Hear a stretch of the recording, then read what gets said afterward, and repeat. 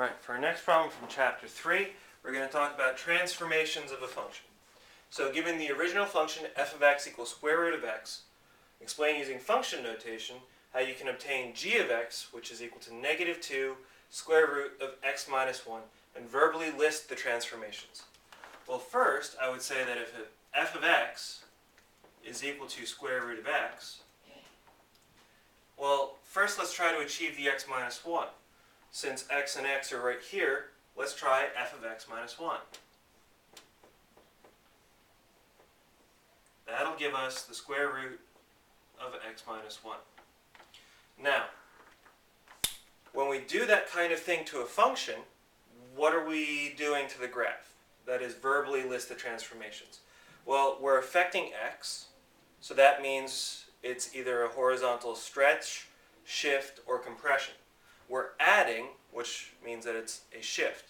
Now, is it to the right or to the left? Well, remember that inside of function notation, that is when we're talking about x, things move opposite the way that they should. So we might be tempted to think that this is going to move to the left, but it actually is a shift 1 unit right. Okay? That step alone has shifted our original graph, which looks like a top of a sideways parabola, 1 unit right. Okay, now we need to get the 2 and the negative. Well, let's do both at the same time.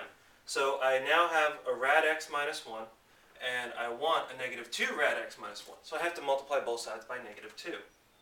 Negative 2 f of x minus 1 is equal to negative 2 rad x minus 1. Now the negative 2 has done two things. So let's talk about each of them individually. The first one is easier to describe. The negative. Now, because we're doing this outside of the function notation, the negative is affecting the y. So all of our y values that were positive are now going to be negative. So we're flipping it. Now, are we flipping it over the x or the y?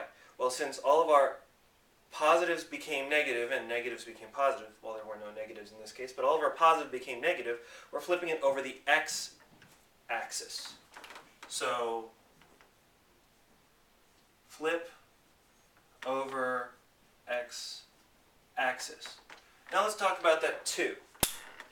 That 2 is taking all of our y values, which are embodied by this f of x minus 1, and it's doubling them. It's making them bigger. Okay? It's stretching them. So larger numbers perform stretches on y, so we know that it's stretching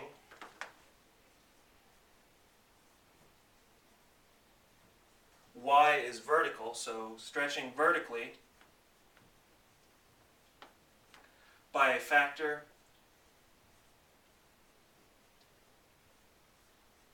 of 2. So visually, I'm not going to draw the graph, but visually what's going on is we had a regular square root, we shifted it over 1, flipped it, and then stretched it out vertically. And the way we would write these is negative 2 f of x minus 1 is equal to g of x. Because we just found negative 2 f of x minus 1 is equal to what I had written as g of x.